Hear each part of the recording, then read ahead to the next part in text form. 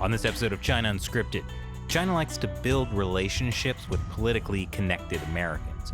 One of them is Hunter Biden, who did business with the Chinese state. How much did Vice President Joe Biden know?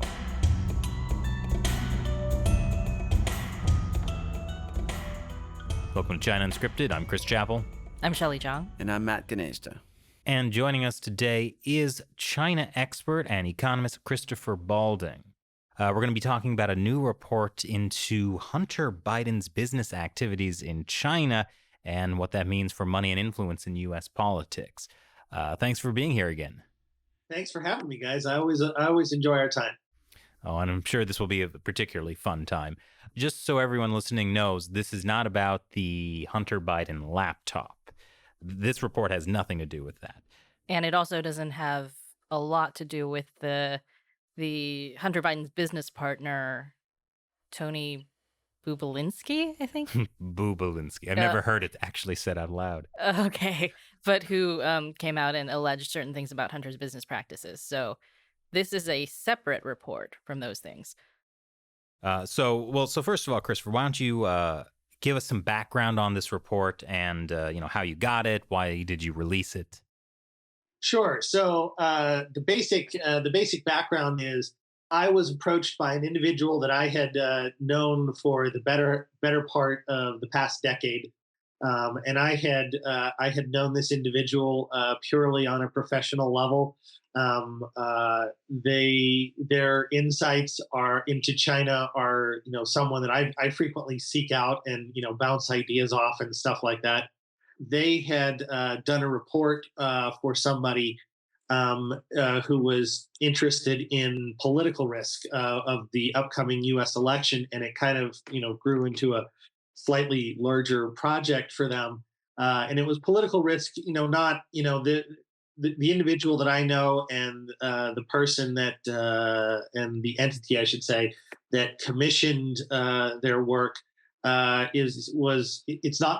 it was not political in the sense it was not a political party or something like that. It was looking at how is this going to change, how is this potentially going to change policy? What are the risks?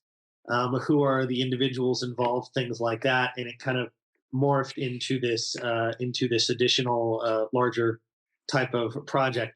The individual that gave it to me, to this day, I could not tell you their political viewpoints on pretty much any subtopic or party topic. All of our conversations, as long as I've known this person for many, many years and worked with them numbers of times throughout that on projects, has always been about basically China, the CCP, economic, financial, corporate matters in China, corruption. I can tell you this individual has some amazing stories on corruption in China that are just, astounding. I mean, the stories that make it into the press are really almost never the good ones that get out. The ones that, people experience or know about, but, connected to, but never get out are really the good ones, because people have very strong interests in making sure that they don't get out for one reason or another. And so I was handed this report about 2 months ago, and I went through it with a fine-tooth comb and could find nothing factually inaccurate about it. It is a completely solid report, which is exactly like all the work from this individual that I had seen before, and in my dealings with them. And so I agreed to basically try and channel it into places where some of the facts would at least become salient to journalists or other individuals. I just want to check this friend of yours who wrote the report. Is his name Putin? No, his name is Li Keqiang. Oh, okay. Excellent. But there are definitely people who, like, when you talk about Hunter Biden's business deals with China, the first thing they say is, oh, that's just Russian disinformation. Is this report Russian disinformation? Well, and so this is one of the things that we've tried to emphasize, and I've had conversations with journalists, and understandably they want to know who wrote it, who might have funded it, all that kind of good stuff, which is completely understandable. And the offer I always make to them is that I'm willing to set up those conversations for various reasons. The individual who wrote this wants to remain completely as anonymous as possible.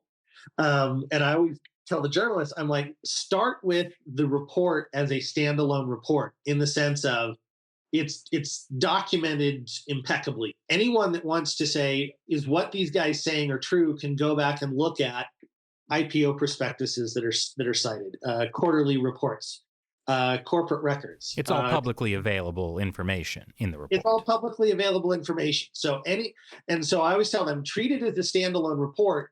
And if you have questions about what, maybe things that weren't explained clearly, other information like that, they're more than happy to arrange conversations about those types of issues. But start with what are the facts presented in the report that can easily be verified. There's really almost nothing in this cannot be immediately verified by somebody that just has an internet connection. And I will say we will be putting a link to this report in the comments or in the description below, so anyone watching can read this document for themselves. So you said that you had attempted to reach out to reporters on behalf of the person who wrote the report. What made you decide to then release the report on your blog? Primarily because it was journalists were not even using the facts, and I think honestly there's a couple reasons for that. I don't want to say that there's any one reason. I think honestly, having something sexy like a laptop and potential sex tapes and other stuff like that lends a degree of sexiness to a story that this report just does not have. I'll be honest. I had a couple conversations with journalists, and they'd read the report, and I'd walk them through that. We'd talk about Chinese documentation, corporate records, all this kind of good stuff. How things were reconstructed, and we'd get to the end of this, very detailed, in-depth understanding of the report, and not quite this bluntly, but then a reporter would go, so do you have the KTV sex tape? I'm confused. When do I get that? And I'm like, guys, I mean. Well, I mean, we've all read the report, and there's not a single picture in it. Well, I guess there's a little pictures of like, oh, this is Biden and the arrows and the stuff. But I mean, come on. So I think part of it was is that there's just nothing in a way sexy about the report. There's no sex tape. There's no nothing like that. There are no allegations in the report about such activity. Mm-hmm. It really is just corporate records, financial records. This is who partners are. This is who's funding specific investments, things of that nature. It's in a way, it's almost much more like an auditor's report. So there's not. It doesn't grab the attention with compared to I think what is out there. And I'm not this guy. I do not watch TV news of any kind. I do think there is a significant degree of political bias in today's news media. And I'm not, I don't say cool things like mainstream media and, everybody's out to get you and all this kind of good stuff.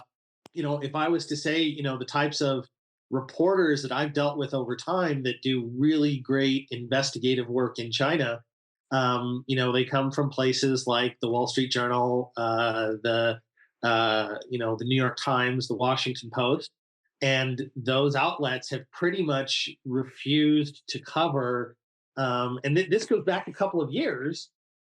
They pretty much refused to cover anything about Hunter Biden, Joe Biden, and China, and especially on any investigative work of this nature. And the reporters that I know that have excellent, investigative Chinese research skills, that plays a part.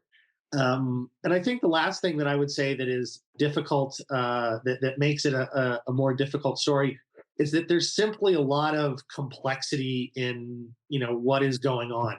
And I'll just give you one example. There's one deal that Hunter's firm did with a Chinese SOE, and it's a very complex financial structure. That the deal is for a deal that they did on a copper mine in the Congo, no less, that they ran through Bermuda and BVI shell companies, and the financial arrangement between these companies is very complex, and it's basically nothing more than a payoff to Hunter's investment firm. But the complexity is such that it's not like there's an easy headline of this is what happened, this is why this is bad news. So unpacking some of this complexity is really hard, and so a lot of times people are looking for that one sexy headline that grabs everything. It doesn't really lend itself as easily to that type of 800 word type of news story. And it is at this point that, just to make sure everyone watching is still with us, we're going to play a sex tape. Shelley, can you roll that? It's unrelated to the Bidens, just, keep people interested. Just keep it sexy. We agreed okay. to keep the Joe Biden sex tape private, okay? Okay, yeah. We're not doing the Joe Biden sex tape. Yeah, this is just a sex tape. Please roll it, Shelley. Welcome back. I hope you enjoyed that. Yeah, if you're listening to this on iTunes, you really missed out. Oh, wow, Shelley. It's 5 minutes of angry grunting. Okay. Wait. That makes me question a lot of things about you, Matt. Okay. This is running way off the rails now. What are we talking about? Oh, yeah, Hunter Biden. So I think one of maybe the most salacious things in this story, to kind of keep it a little sexy, is that it does make it seem pretty clear that, Joe Biden has said he had no knowledge of Hunter Biden's business deals, particularly in regards to China. Does this report confirm or deny that? So one of the things is with these types of reports, we do not have an email from Joe Biden, for instance, about what was going on in China. Okay, so we can't say with perfect certainty Joe Biden did or did not know. Okay, the evidence that the author presents in this basically shows that it is very unrealistic that Joe did not know what was going on. There were news reports about Hunter's activities, dating back to, even just a couple years into the Obama administration.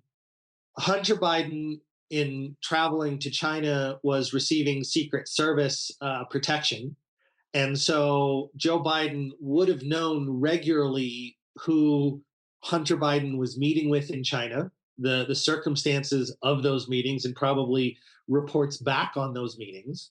So there's one of two scenarios. Either Joe worked incredibly hard to know nothing about those meetings, or honestly, he's lying about his knowledge.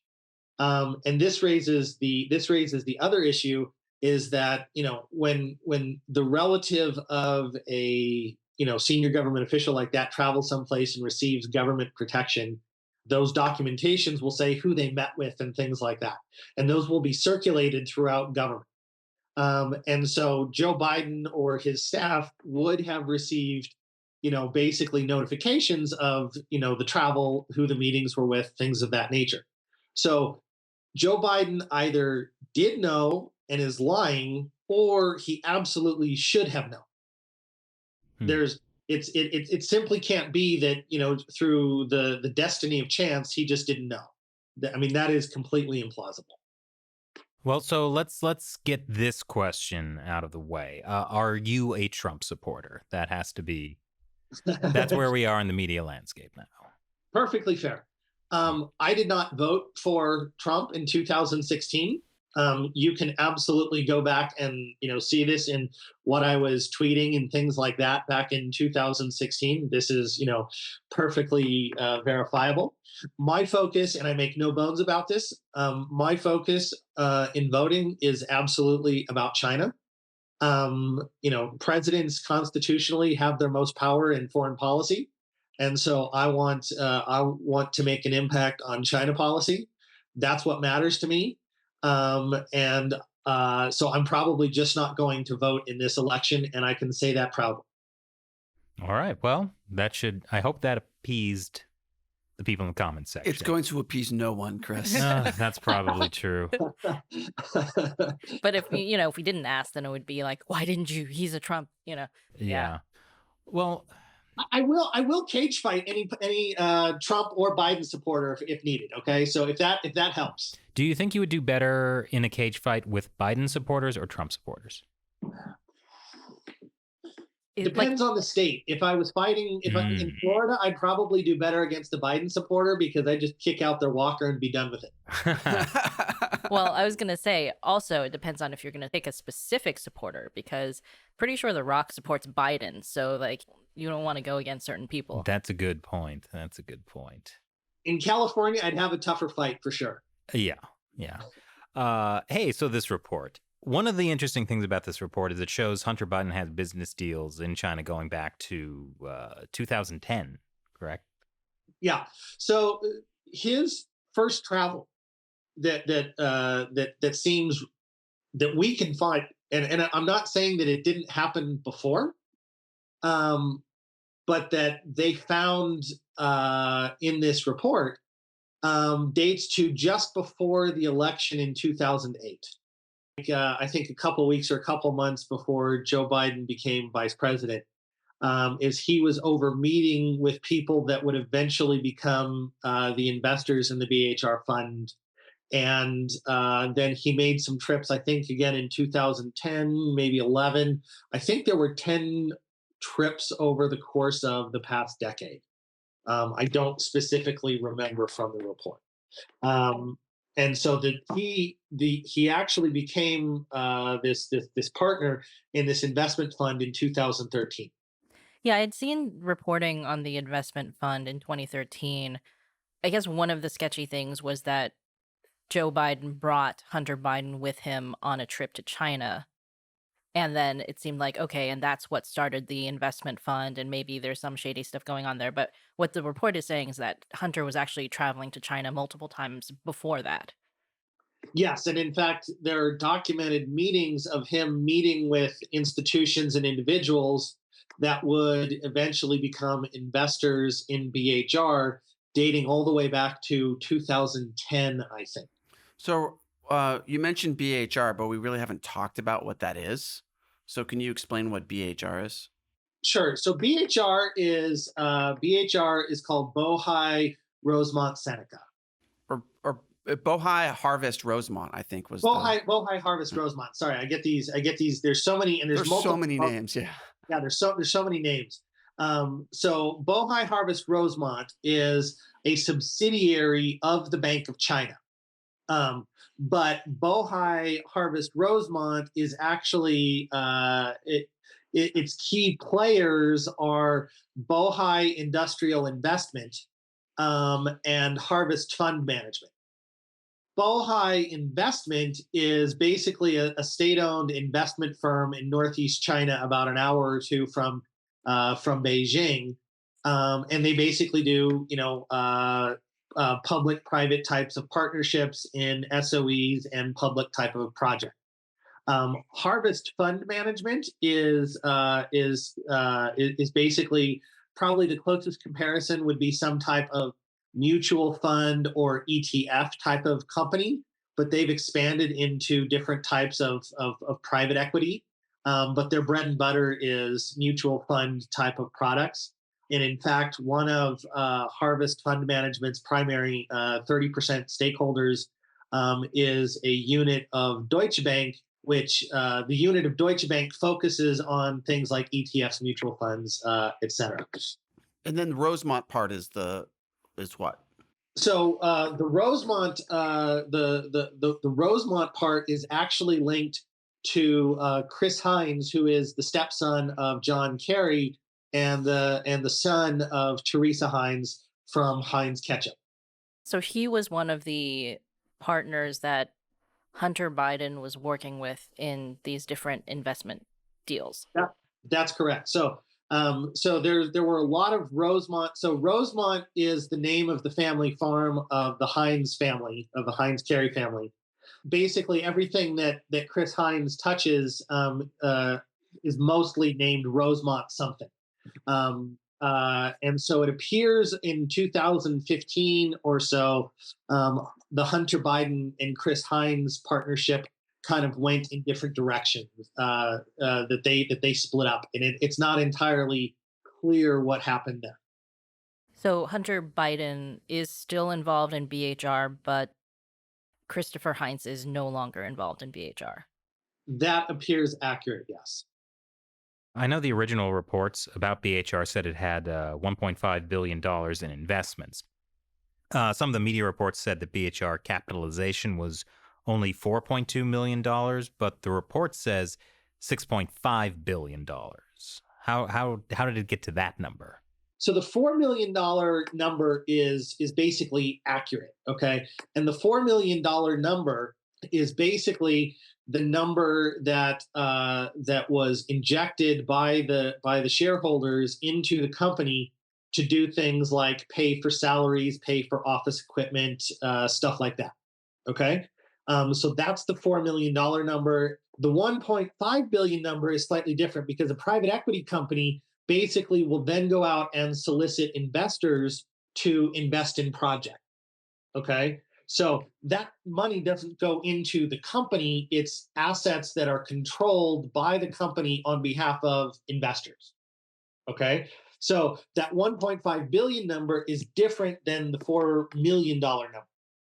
Does the distinction between that? So they take the 1.5 and they go out and invest, buy a company or something like that. That money is not used to pay for office space and salaries.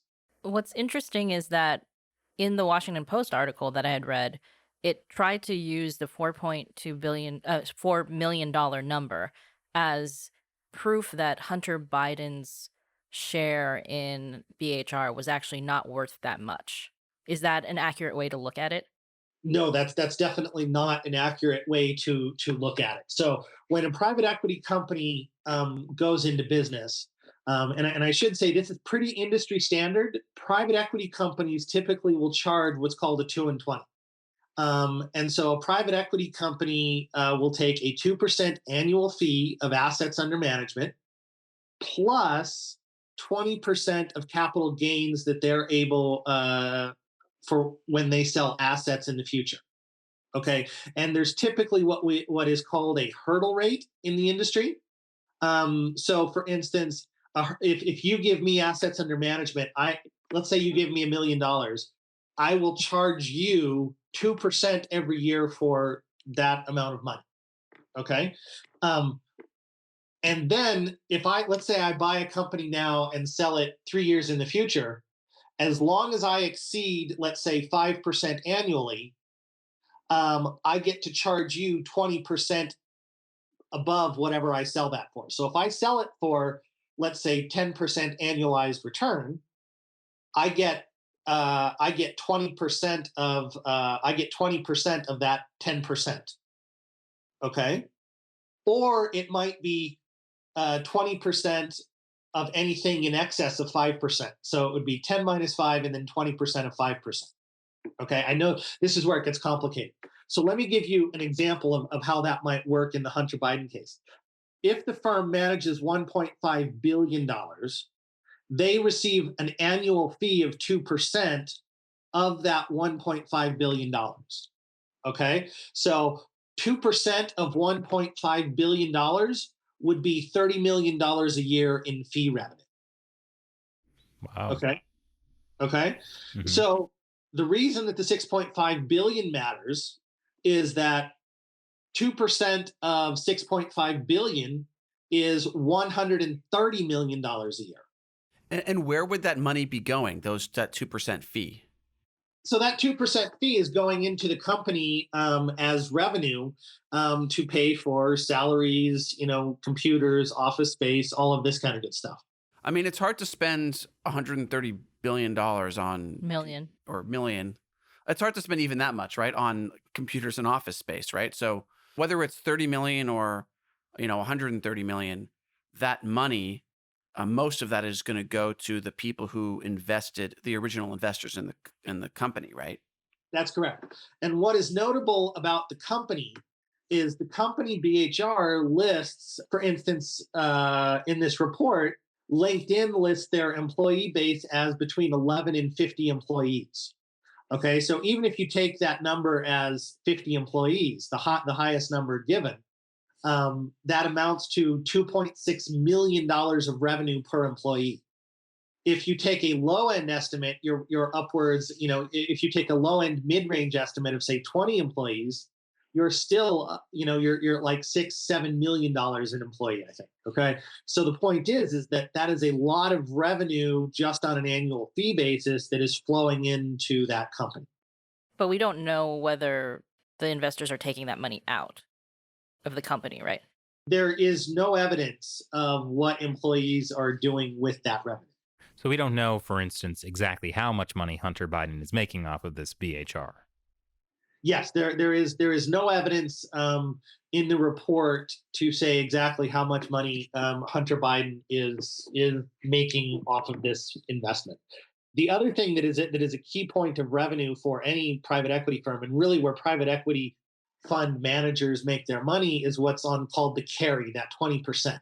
So let me give you a simple example. They say that there's $6.5 billion in assets under management. Okay. So let's assume that the company said, Hunter Biden is now related to the president of the United States. We're going to liquidate this company because we don't want there to be a conflict of interest, sell the assets and end the company. And let's assume that they sold all the assets of the company of $6.5 billion of the investments that have been made, and sell them for $8 billion. Okay, Hunter Biden's company BHR would receive 20% of the difference between 8 billion and 6.5 billion. The difference between 8 and 6.5 is 1.5 billion. BHR would receive 20% of that. 20% of 1.5 billion is $300 million. So there would be $300 million to split between the partners. And how much of a share in BHR does Hunter Biden have? And Hunter Biden holds a 10% share in BHR. Is that him personally? He holds it? Yes, that's correct. So theoretically, his share would be $30 million. Is it realistic to say that they would be able to sell that for $8 billion? So here's one of the key issues, is that everything in this investment company is Chinese state. Everything. Okay. So there is no open market for these assets. It's not like, it's Chinese Social Security, it's the local government of Tianjin, it's the Bank of China, it's the China Development Bank. So anybody that is going to buy these assets is going to be a Chinese state player. Okay. So basically it's whatever Beijing decides, to sell these things for to another Chinese state actor. Okay. So is 8 billion realistic based upon holding the assets for a couple of years? Very. Could it possibly be 10 billion? Sure. I mean, because you're effectively, Beijing here is effectively the buyer and the seller. So whatever number they want it to be is what it is. So basically, Hunter Biden, however much money Hunter Biden would get, is determined by what the Chinese Communist Party wants to sell it for. To That's itself. correct, yes. To itself. Right. But also, even if it's sold at no profit or sold at a loss, there's still the management fee, right? So the management fee on 6.5 billion, you said, would be 2%, so 130 million, which means Hunter Biden's share is 13 million minimum, right? Because even if all the investments lose money, he still gets the management fee worth 13 million. Is that accurate? That would be accurate. And again, the documents, like the partnership agreement of how funds are managed within the company are not, nobody has those. So we could only speculate, but it would not be uncommon in most private equity funds that, for instance, employees would receive their salary, there would be a bonus pool, and then what's left over would be distributed between the owners every year. So it would not be uncommon at all that every employee of the company, those 20 employees, receive their $100,000 a year plus a $50,000 bonus, and then all the profits are distributed between the owners. So I think the real question then is, how do we get involved in an investment like this? If your dad is a high-ranking politician, it's surprisingly easy. Well, so that is the question. I mean, Hunter Biden seems to have no real expertise in any of these fields, and correct me if I'm wrong, but it seems like the report is suggesting that the Chinese state was specifically interested in creating financial relations with Hunter Biden because he's the son of Joe Biden. Every individual and institution that is surrounding Hunter Biden, Chris Hines, and the other Americans in this deal, they all have very innocuous sounding names. But if you do background research reports on the institutions or the individuals, they all come from Chinese influence and intelligence organizations. Okay. Mhm. There's, some of them have very innocuous sounding names, and I forget the names off the top of my head. But there was one that's like it's the Chinese Friendship Association or something like that. Okay. And that comes straight out of the United Front organization. And there's, like the CEFC company got its start supplying things to the PLA, and basically was known by the U.S. government. And there's reports as being basically, let's say, an intelligence type of gathering linked organization. And so you look at all these individuals and institutions that are surrounding Hunter Biden, Chris Hines. There are no emails from inside the Chinese government saying, commence Operation KTV. There's no emails from inside the Chinese government saying target Hunter Biden. However, just based upon the company he keeps, it's a very reasonable conclusion to say this was clearly a targeted operation. The analogy that might be used is if a New York City politician, invested in mob-linked businesses, his investors were mob-linked families, and he ate at a specific Italian restaurant owned by the mob, every Thursday night. Do we have conclusive proof that he's, acting in concert with the mob? No, we don't. But is that a very reasonable conclusion? It's a very reasonable conclusion. Well, here's one thing that occurred to me reading the report, because before I hadn't really been very clear on exactly what investments that BHR was involved in, and like you said, that it was involved in Bank of China and all this stuff, is that why did they need foreign investors to come into this investment, like private equity fund? Like, if the point was that it was just going to be like Chinese state owned entities investing in other Chinese state-owned entities, what's the purpose of getting like 5 Americans in on your business? Well, that's the entire question is, if you're going to have a Chinese bank investing with the Chinese local government to build a bridge using a Chinese construction company partnering with other Chinese investment firms, what value does Hunter Biden or Chris Hines add to this entire equation? I mean, nobody knows. They're not bringing investment expertise. They're not bringing additional investors. They have no expertise in the specific industries that are being targeted. They don't have the local government relationships. There's really no clear explanation as to what is the value that the Americans are bringing to this entire endeavor. Let me see if I can zoom out for a moment, get the big picture. It seems very reasonable to assume that the Chinese state, the Chinese Communist Party, was actively seeking financial relations with Hunter Biden and Chris Hines because of their fathers. It also seems unlikely that Joe Biden really was unaware of these business deals that were happening between Hunter and the Chinese state.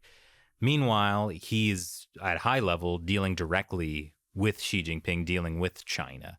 And so he knows that the things he's talking about with the Chinese state would influence his son's business. I mean, that all seems, pretty reasonable to me. I mean, for again, I cannot say conclusively what Joe did or did not know. Mm-hmm. Um, I think it is very clear that Joe either should have known or was just willfully ignorant of anything, because there were clearly there clearly would have been Secret Service reports passed around Hunter Biden's activities, travels, who he was meeting with, what he was doing. And there's even, I believe, evidence that within the U.S. government there was concern about Hunter's activities. So it's difficult to say he was specifically influenced or anything. At the very least, it seems like an ethical, a very dubious ethical conflict of interest for the Biden family to be involved in. Well, it definitely is impossible to, without that KTV email, to prove uh, Biden's policies towards China was affected by these relationships. However, the report does point out that there was sort of a transformation in Biden's political career over the years of being actually formerly kind of hawkish on China to becoming more and more friendly towards China. When Biden was a senator, and he actually chaired the Foreign Relations Committee for a while. And this actually leads back to a very interesting link. The Chinese ambassador to the U.S. was Yang Jiechi, and he would have met regularly. And there's pictures of this, of him meeting with Senator at the time Biden, who was chairing the Senate Foreign Relations Committee. And during that time in the Senate, he was a relative hawk on China. He was focused on human rights. Probably there was some partisan issues there also, in that Bush was pushing a little bit more of a conciliatory tone with China. But Biden's hawkishness to China even dated back to the Clinton administration, when he was known as a tougher vote to get on some of these issues. When he joined the Obama administration, he was decidedly different and became increasingly conciliatory towards China. Again, we can't say with any certainty, what caused that, because that was also an Obama administration position writ large. But it definitely does raise concerns about, what prompted some of this evolution in Senator Vice President Biden over time. I do have to say that that was one thing that I thought was maybe a little bit more complicated because, having looked back at Biden's like Senate record on China, and he supported Free trade. he supported China joining the WTO. He supported permanent normal trade relations with China, and said that, like, yeah, human rights stuff is important, but like kind of the whole engagement philosophy of we need to engage with them. When China's closed, it's worse, so we need to open them up and they can change their mind. That kind of stuff he was saying in the Senate. So I'm not sure it's like clear cut that he was definitely a China hawk and then became a China dove. But In the Obama yeah, administration. but I think you can see that, the speech he made in Sichuan University in 2011, that was definitely a more conciliatory tone. But as you point out, Christopher, that's also part of the Obama administration's policy on China. Yeah, I mean, China Hawk might be overstating it. He definitely was trying to make these other points. Could be for political reasons to hedge his bets. It could be because he wanted to make them work to get his vote. Other issues like that. It definitely does seem that there was at least some mild to moderate transformation in his views over time. I do want to go back to the $6.5 billion, though, with BHR, Hmm. because that claim is in the report and it is much higher than the previous 1.5 billion. Could you explain a little bit where that number came from? Sure. So one of the individuals here that has really gotten no attention is a Taiwanese national known as Michael Lin. He's sometimes refers to himself as Chinese, but I think evidence indicates that historically anyway he's a Taiwanese national. Right now, evidence indicates that he is actually being detained by China on the mainland. Um, his involvement was basically that of co-founder of BHR, and he seems to be on the radar of a couple of intelligence agencies for being basically a Chinese state asset of some variety. And so on his LinkedIn page, it lists the assets under management of BHR as 6.5 billion. The 6.5 billion cannot be entirely reconstructed because some of these investments are private and their valuation is not known. But it seems very fair, just as a simple example. There are two deals alone which raise the value of the assets under management above $1.6 billion. And that's just two of many other deals that BHR was involved in. And so, based upon some of the other deals, even though the 6.5 billion cannot be entirely reconstructed, it seems a very plausible number based just upon some of the deals that are known and those values. So for some of the investments, you mentioned the copper mine in the Congo, and it seems from the report that there was something weird about that investment that was unusual for like how a private equity firm would go into it. That would indicate that the investment was actually geared kind of towards getting money to Hunter Biden and the like the partners of BHR. Could you explain a little bit about that? So, a private equity firm, what they will typically do is they will get their offices and then they will say, hey, I know people that want to invest in projects. They will go out and raise capital so that they have capital that allows them to go get deals. So, and sometimes, though, sometimes it's like they have deals and then they have a pool of investors that are ready to invest in their projects as projects come on. So sometimes it's you have the capital and then you go get deals. Sometimes you have deals and then you call up investors, which you've kind of prepared so that you can do the deals. Okay. So when the Coppermine deal was done, the partner first of all was a company was a major Chinese mining company that is actually under the umbrella of a central SOE.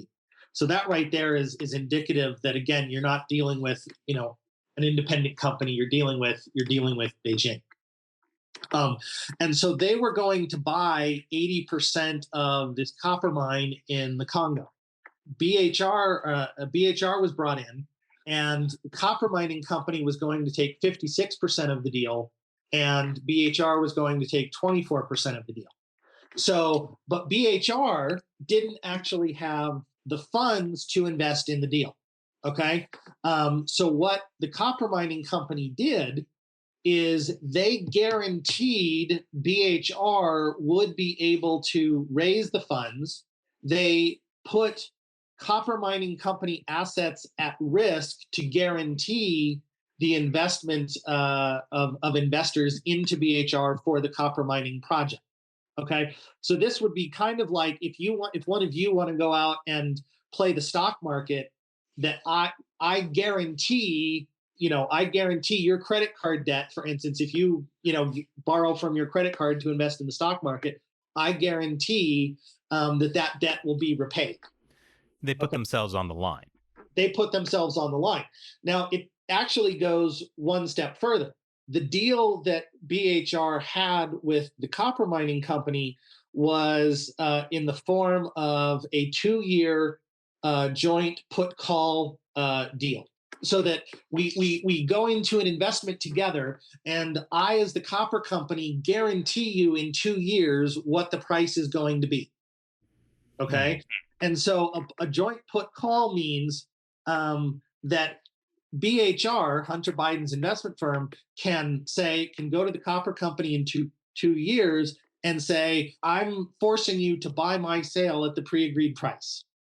Okay. And the copper company has what's called a 2-year call, so that they can say after 2 years, I'm forcing you to sell your stake to me in 2 years. Okay. So basically, and the net result is that it's a guaranteed profit for BHR, the Hunter Biden firm. There's zero risk. Okay. Their investment has been guaranteed by the copper company. Their price has been guaranteed by the copper company. Okay. There's absolutely zero risk to anything that Hunter Biden and BHR do in this specific deal. So what's the point of this deal then? Like, I mean, why would a copper company have any interest in having this deal where they're putting up all the risk and it just goes, profits go to someone else? That's the exact issue. What is the economic or financial rationale of that deal? The only economic or financial rationale of that deal is to basically act as a payoff. This sounds a lot like Russian disinformation to me. There's no other logical explanation for a deal of that nature. Let me rephrase the situation slightly differently.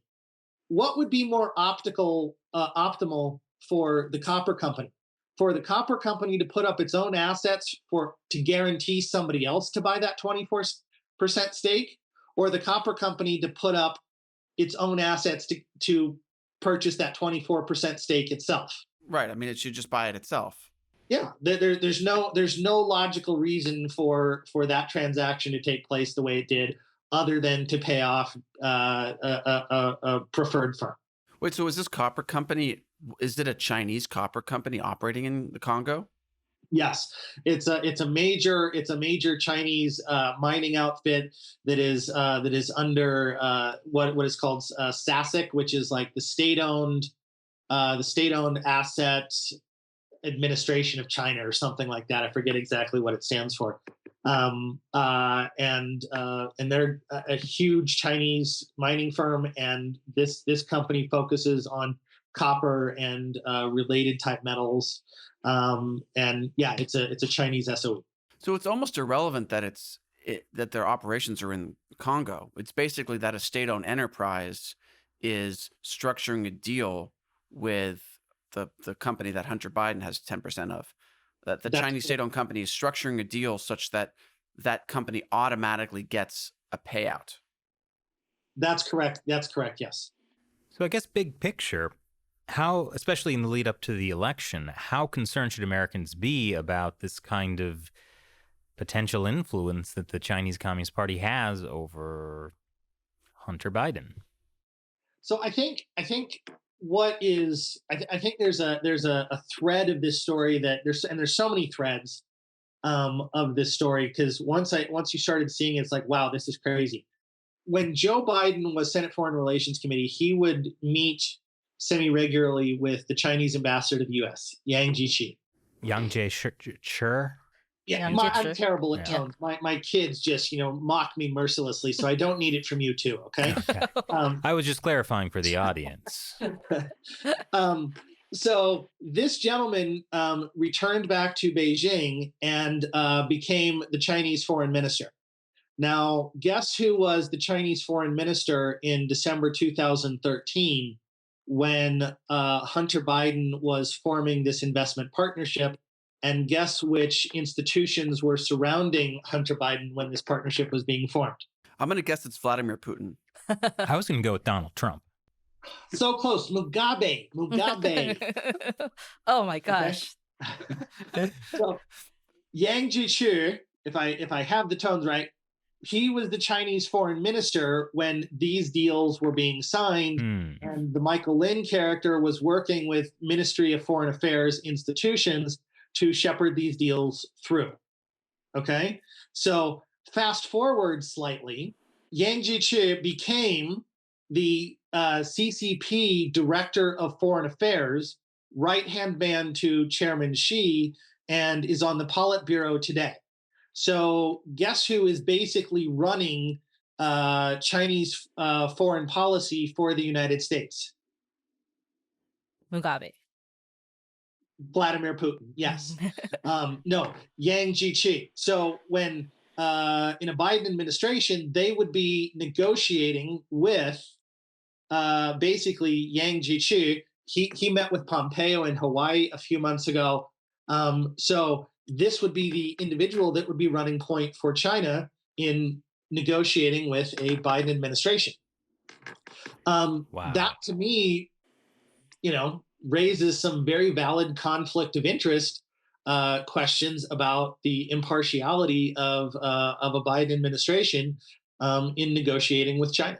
You know, I gotta say at the beginning, this turned out to be a pretty sexy story in the end. Well, I mean, we haven't even gotten into some of the things. Like we've only really been talking about BHR right now, but Hunter had other weird China related investments too with We'll go ahead, Shelley. Let's sexy this up a bit more. yeah, I mean, even when before I read this report, and this report is more about BHR than the other ones, but the Senate Republicans had released a report on Hunter Biden, and it had a lot of information on this guy Ye Jianming and the CEFC company that you had mentioned briefly earlier. And the more I read about this, the more I was like, this is crazy. Could you talk a little bit about that part of Hunter's business in China? And this is kind of this is like 2017-ish, so it's like post Biden being out of office. Which is also interesting because that indicates that there might have been some further interest than just Vice President Biden. Yes. So CEFC is an interesting company. The Ye character that started CEFC, he basically got his start as a supplier to the PLA. And as someone pointed out, the only way you become a supplier to the PLA is if you have a PLA godfather standing behind you. There are legends in China of guys that of how much PLA appointments sell for. Okay, there was the one of the major corruption cases in China was basically the head of PLA human resources, and the guy basically was literally just auctioning off officers' position because there was such rampant corruption. And so if you get your start as a company as a PLA supplier, it's not done through competitive bidding, shall we say? And it had been apparently common knowledge that CEFC and the A character was basically, yes, they did valid businesses. There was also all kinds of shady things going on with those companies. And one of the things that is so interesting about this is the New York Times, who absolutely refuses to investigate anything about this story. I believe it was a year or two ago, did a major investigative piece on CEFC, looking at a lot of these issues that of how corrupt CEFC and all the intelligence problems and that they were involved in. Ye at one point actually ran one of the institutions that have very innocuous sounding names, but are basically PLA intelligence front operations.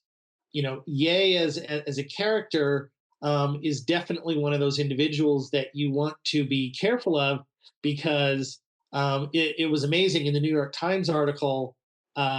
Basically, everybody realized this is a very shady character, but for some reason, Hunter Biden said this is an individual I can do business with. There were no actual business deals finalized with any Biden entities. But there was definitely some shady things that took place. One that came out in the Senate report was that for some reason Hunter Biden was given $100,000 basically bank account to have a spending spree on from the CEFC head that he used. But to the best of my knowledge, there were no specific business deals that were finalized with CEFC. Yeah, I think this is actually part of the things that's kind of coming up now with this business partner of Hunter Biden who's coming out with emails and things like that saying that he was involved in the attempt to get a loan or something from EFC for the Bidens. But as of right now, I mean, we're recording this on Friday.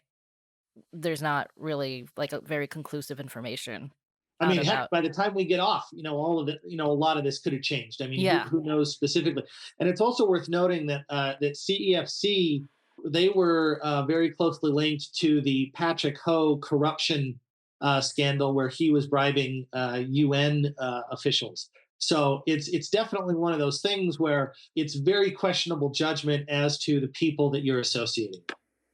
So Hunter Biden was linked professionally with Chinese foreign ministry related, um, you know, investments and state owned money, and then he was PLA. also related, like separately involved in this possible business deals with this shady company with links to the PLA. That's correct. Yes, because one of the things is there's documentation going back years where academics, other governments, the U.S. government are recognizing these organizations as basically United Front influence intelligence organizations. Ye is heading one of these. I don't remember which one it is. Wow, I kind of can't believe the U.S. media isn't covering this, or I was going to go there too. because Like, well, it's shocking. Well, I know that Taiwanese media are right now all over this story because of the Michael Lin angle. Because there's some indications that there may be a KMT official in Taiwan that's kind of got caught up in this whole web of stuff. Oh. So, like they're really like on this, and like Apple Daily in Taiwan has been kind of like leading the charge, but seems like there's crickets from U.S. media. And this is one of the things, because look, I'm definitely like, we need to focus on China, but in a way, like I want to avoid politics. I want a U.S. government that prioritizes the challenge that China presents, and whether that's Republican or Democrat does not matter to me. So when I was first presented this report, I was very skeptical. I was like, I don't want to get involved in politics. I don't want to have anything to do with something that was, let's say, undocumented Steele dossier type of stuff. And they said, look, just look at the report, go through it, look at the links, all of this kind of good stuff. And I started going through it, and I was like, wow, you can actually document everything here. You can look at the Chinese records, you can look at the prospectuses, you can look at the quarterly reports, and yeah, it's all there. And there's places like we don't have an email with from Yang to Hunter Biden saying welcome aboard CCP Inc.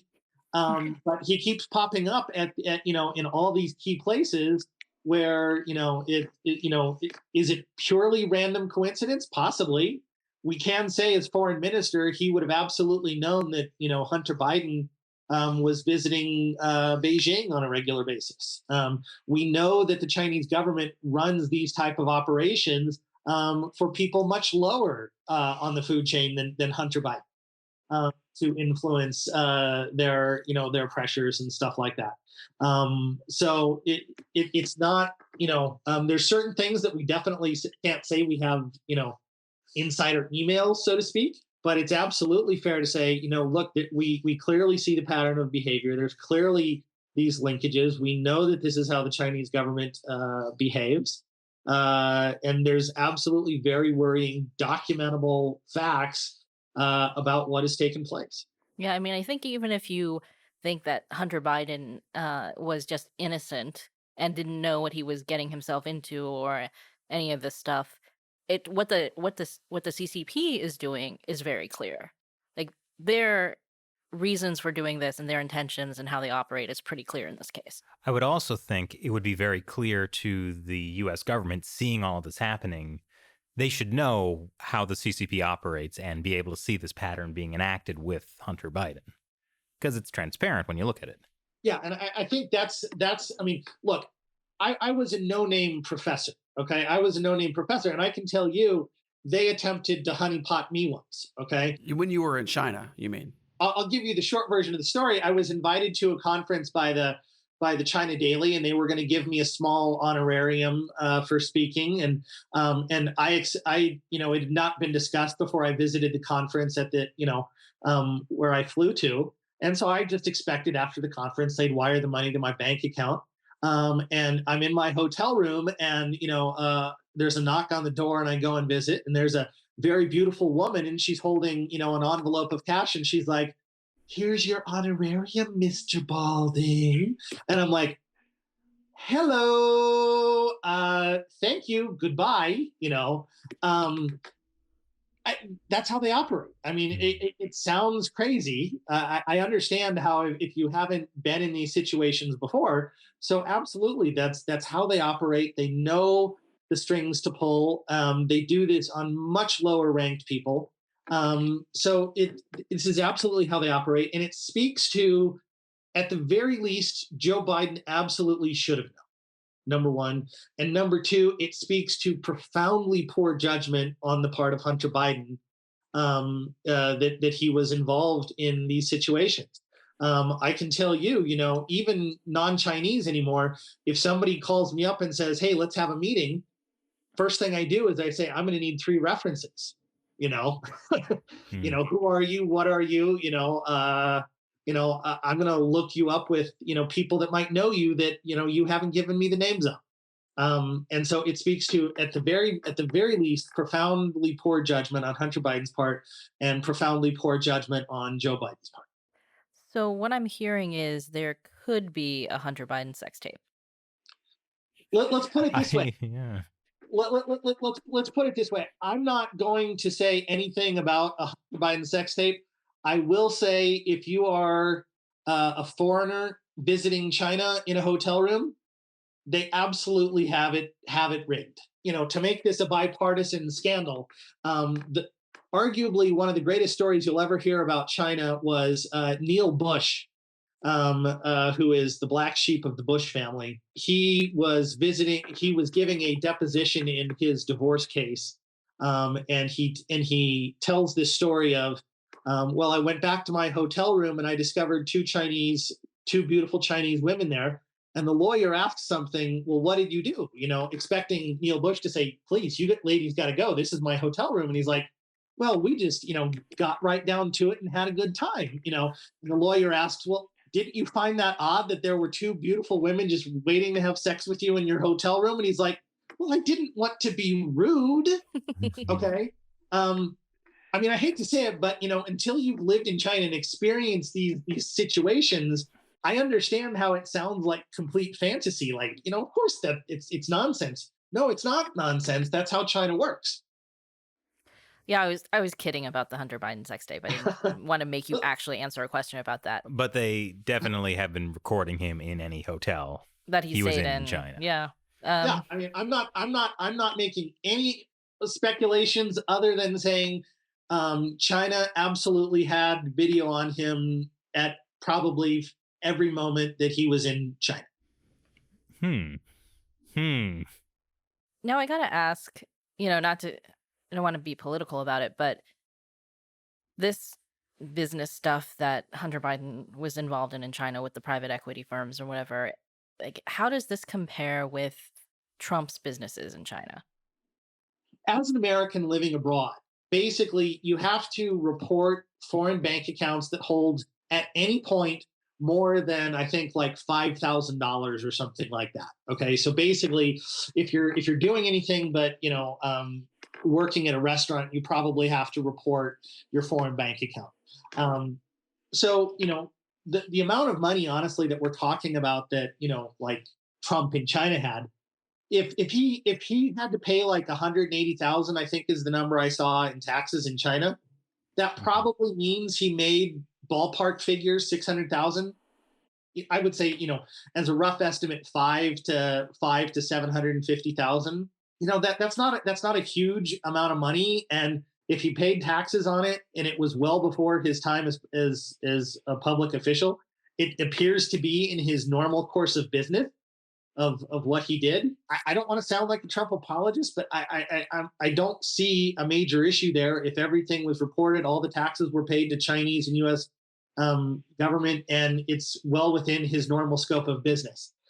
See, one of the things is that people don't understand about the Trump business is that basically he operates as a brand for most of his businesses, in the sense that if you go to like a Trump hotel in, I don't know, somewhere in the world, I don't even know where they have these things.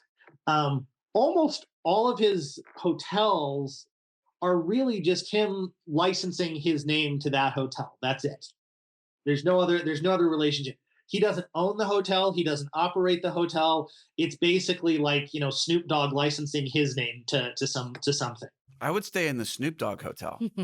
I mean, wouldn't we all? I mean, those seem like, much cooler hotels. And so there's basically like, the hotel will sign like, X percentage of revenue every year goes to Trump for use of his name or something like that. He doesn't own the assets, all that kind of stuff. And so most of the foreign income appears pretty minimal. Like, I think he got like $2 million from licensing his name in the Philippines to a hotel, a couple $1 million scattered, throughout the world. To me, that's on a very different level than essentially partnering with the Chinese state, and we're literally talking about much larger dollar. What about Trump's children? So I absolutely think it's completely fair, and I would say this for any president. I absolutely think it's a terrible idea to have family in your administration. Okay, it's a bad idea. Okay, even if they're brilliant. Okay, and again, I'm not making any claims or judgments about how smart or stupid Ivanka or Jared or others are. It is just a bad idea to put a family member in your administration. Period. Full stop. I think that's a bad idea. I think it's very valid to say things like we've seen stories like the U.S. U.S. Government employees staying at Trump hotels and stuff like that. The one caveat to that story is, if you've ever dealt with the U.S. government, for instance, on travel, they have a very well-defined travel policy, and so it actually says very clearly, this is how much money you can spend on a hotel, and it has pretty much every city of any consequence on the planet. Okay, for smaller countries like Vietnam, it might have a Hanoi and a Saigon, and then a rest of the country classification. But it's a very clear, this is how much money you can spend as a U.S. government employee on government business on a hotel in this city. I would personally advise the Trump administration, just make sure U.S. government employees don't stay at your hotels. It just creates an appearance of conflict of interest. At the same time, if they're following U.S. government regulations on that, because they stayed at Trump hotels before Trump became president, in some ways it's, I don't think it's a good idea for appearances. I don't think it's a major corruption issue because it took place before he entered office as well. As of right now, though, we don't know of any business that Trump does or his family in China that is the type of stuff that Hunter Biden was involved in. The closest thing that we know of on the Trump side, very early in the Trump administration, I was still in China. So this would have been 17, early 18. The Kushner family, who has their own real estate development business, they flew to China and gave a presentation that for investors in one of their real estate development projects. And if people invested enough, that they could get like whatever the investor visa is. And that caused quite the political storm. Nothing took place after that. There were no investors, but that would probably be something worth following up. But to the best of my knowledge, the Trump family does not do business in China. The one issue that has been raised repeatedly is like the Ivanka trademarks. And to the best of my knowledge, Ivanka shut down her clothing line. It may be restarted after the Trump administration, whether that's in a couple of months or in 4 years. But to the best of my knowledge, Ivanka does not do business anymore. She was granted trademarks, but to the best of my knowledge, again, those trademarks were for basically non-existent products. Because what happens in China is trademark law is so weak that there will be basically trademark squatters. Lots of companies have had to deal with trademark squatters in China, so that basically somebody in China will say, "Oh, Elon Musk is coming to China. I'm going to trademark everything having to do with Tesla or Elon Musk," and then they will say, "Haha, I have it first." And so a lot of times, trademarks will be granted for those specific purposes to prevent trademark squatters. And to the best of my knowledge, the Ivanka trademarks were for similar types of issues. There's no products even associated with those trademarks. I think I read that like somebody was selling Ivanka tampons and like feminine hygiene products. There's famously the Trump toilets. Those are made of gold, right? No, they're not actual Trump toilets.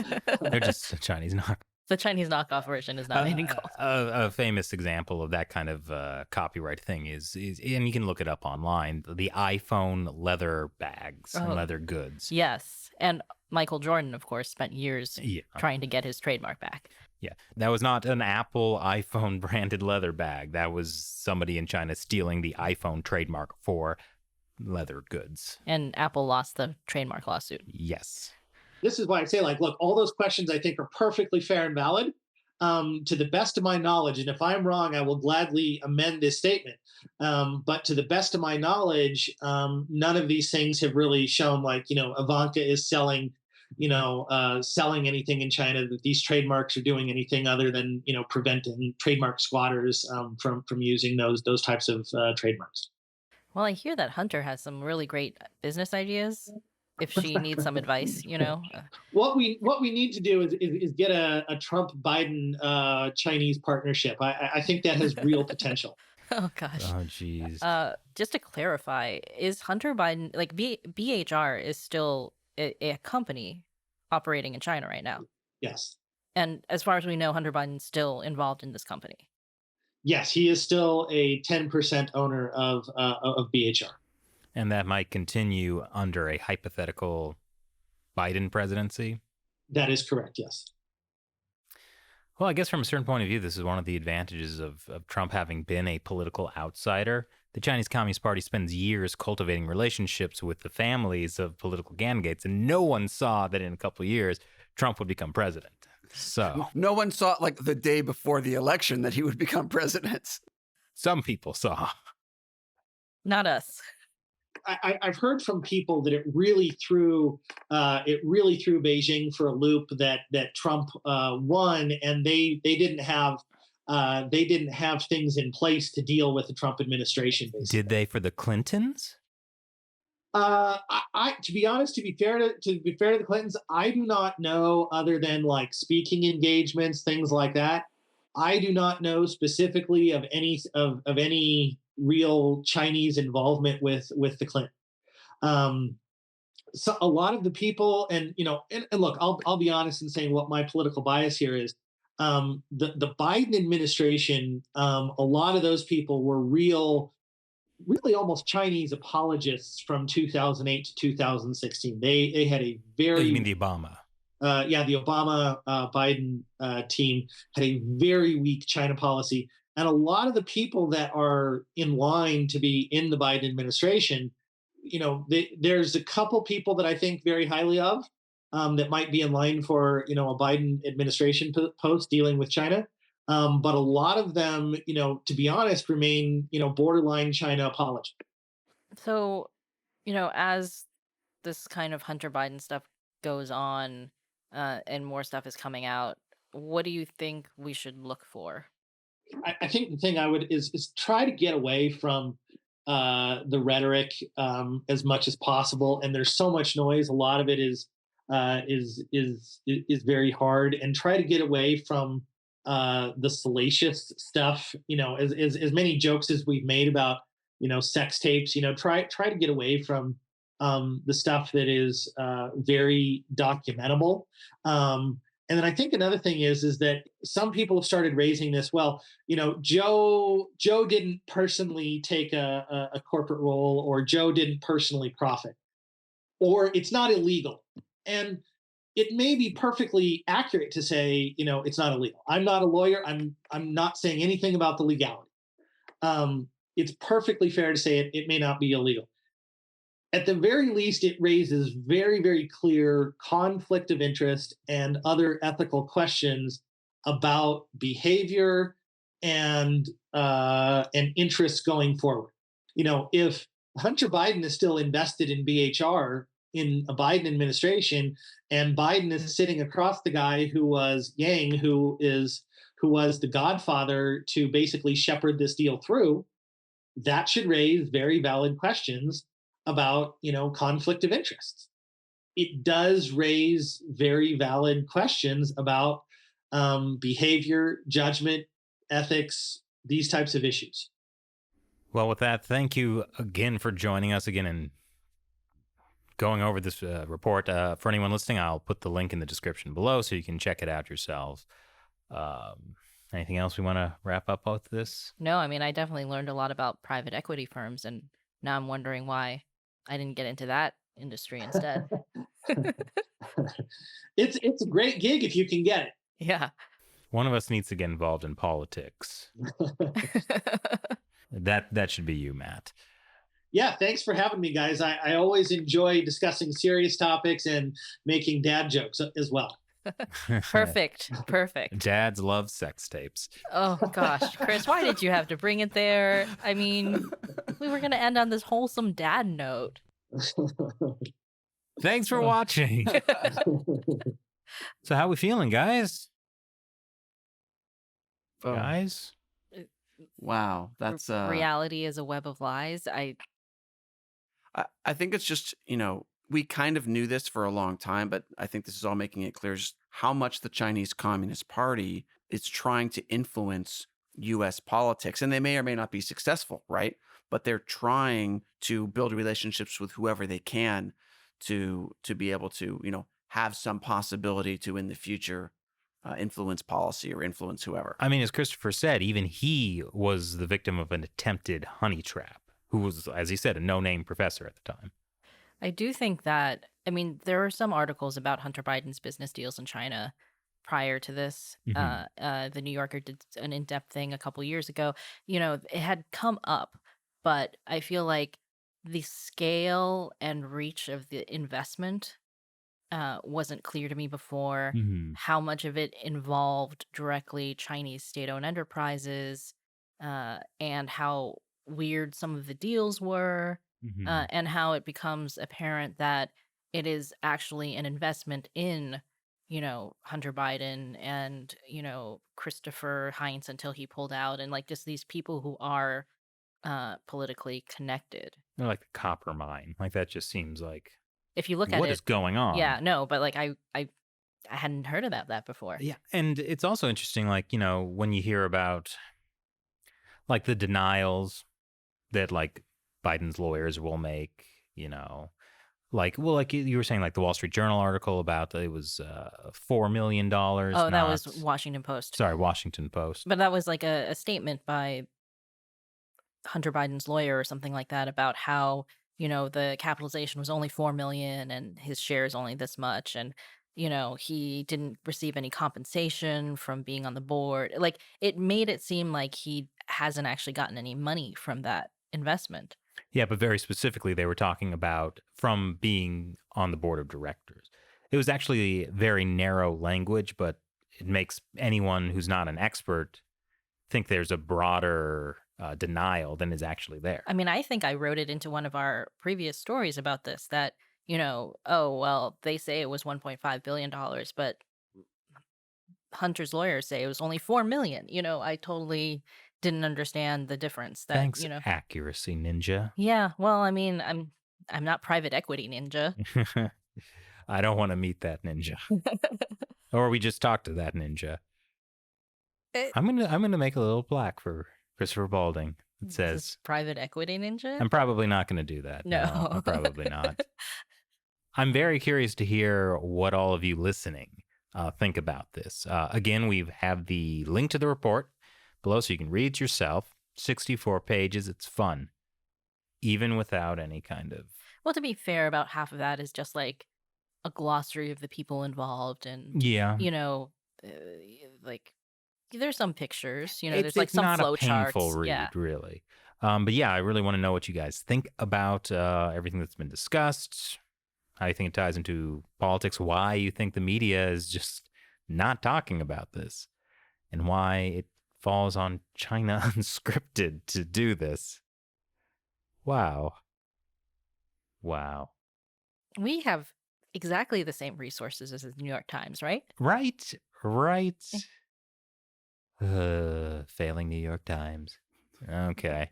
Well, thank you for watching / listening to the China Unscripted podcast. Once again, I'm Chris Chappell, I'm Shelley Zhang. And I'm Matt Gnezda.